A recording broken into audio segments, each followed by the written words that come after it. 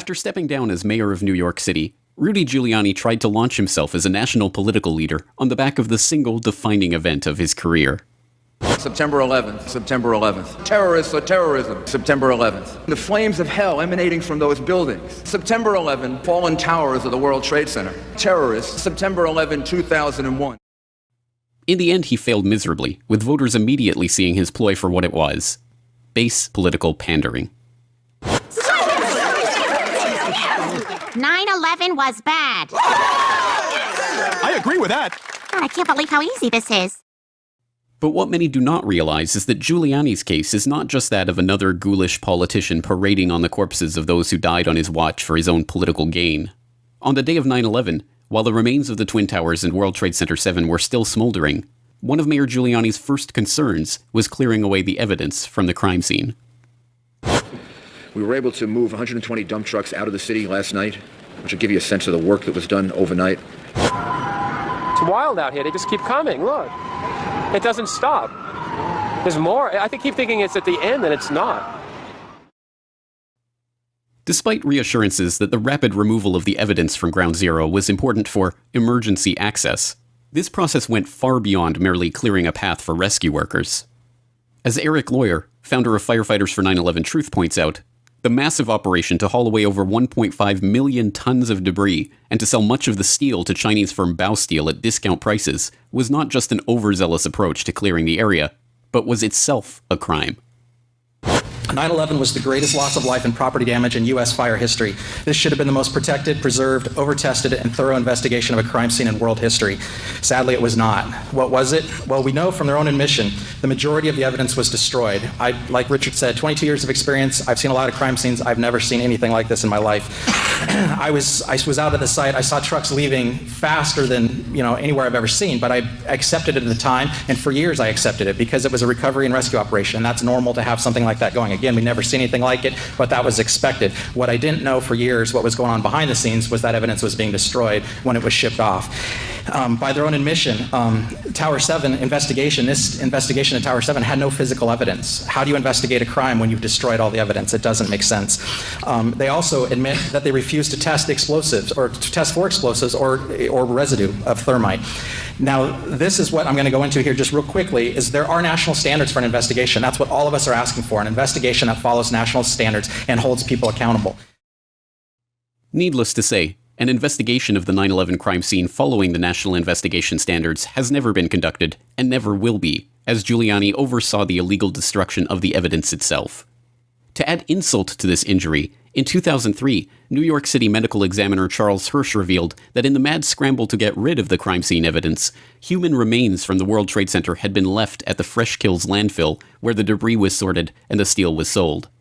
In 2007, Eric Beck, a senior supervisor of the recycling facility that sifted the debris, admitted that some of those human remains ended up in a mixture that was used to pave roads and fill potholes in New York City.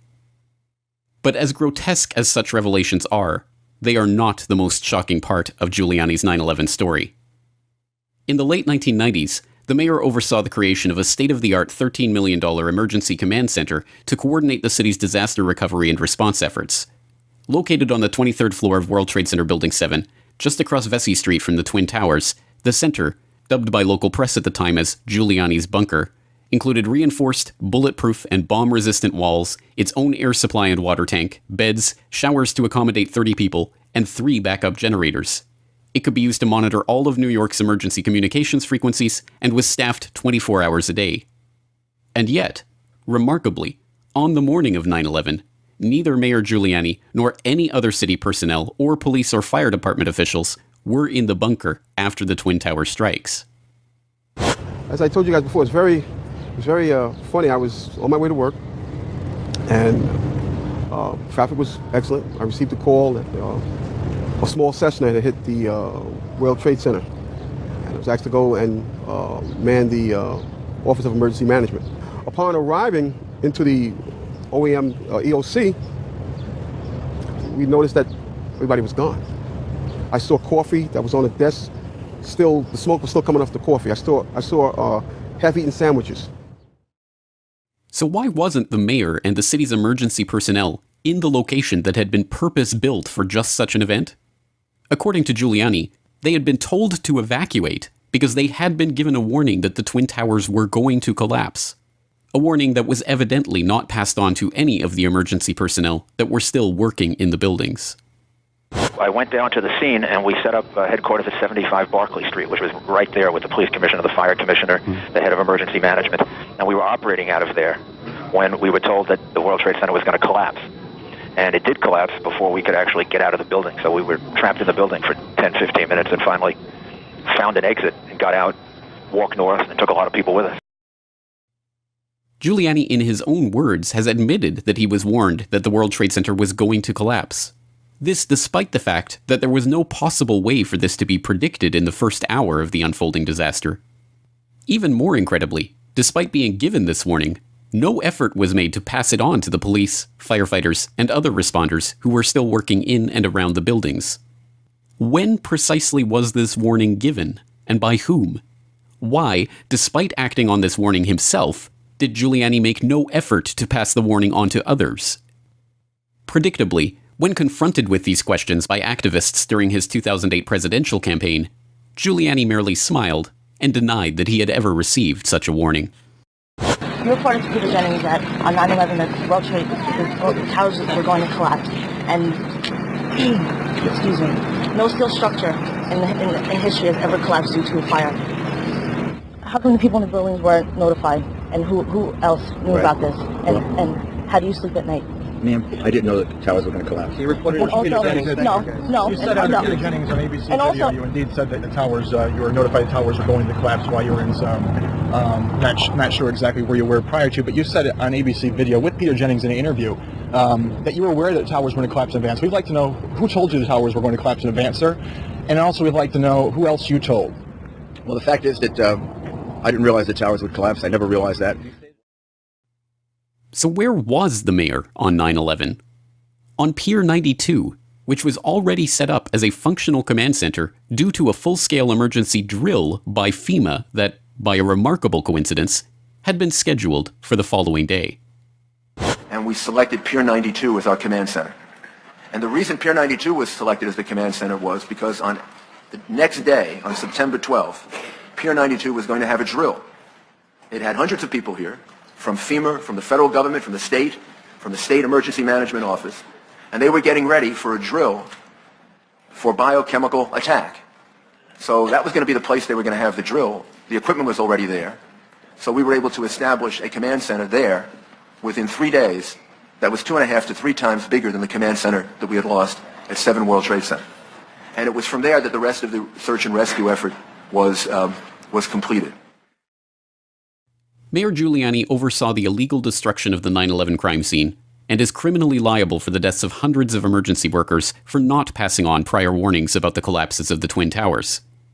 It is no wonder, then, that the fire department of New York so passionately detests Giuliani for his actions in disgracing their fallen brothers and covering up the 9/11 crime. Rudy Giuliani has used the horrible events of September 11, 2001, to create a carefully crafted persona.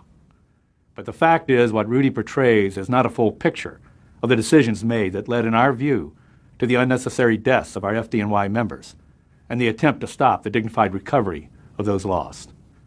The urban legend of America's mayor needs to be balanced by the truth.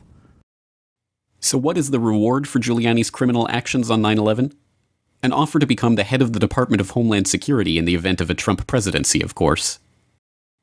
This is the state of American politics, and this is precisely why a true investigation of what happened on 9/11 never has, and never will, be conducted by the U.S. government itself.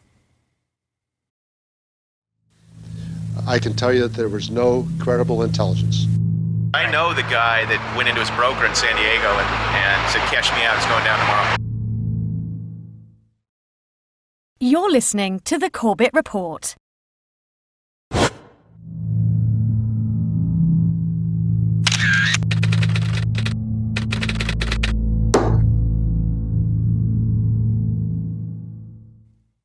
After stepping down as mayor of New York City, Rudy Giuliani tried to launch himself as a national political leader on the back of the single defining event of his career. September 11th, September 11th. Terrorists or terrorism, September 11th. The flames of hell emanating from those buildings. September 11, fallen towers of the World Trade Center. Terrorists, September 11, 2001. In the end, he failed miserably, with voters immediately seeing his ploy for what it was: base political pandering. 9/11 was bad. I agree with that. God, I can't believe how easy this is. But what many do not realize is that Giuliani's case is not just that of another ghoulish politician parading on the corpses of those who died on his watch for his own political gain. On the day of 9/11, while the remains of the Twin Towers and World Trade Center 7 were still smoldering, one of Mayor Giuliani's first concerns was clearing away the evidence from the crime scene. We were able to move 120 dump trucks out of the city last night, which will give you a sense of the work that was done overnight. It's wild out here. They just keep coming. Look.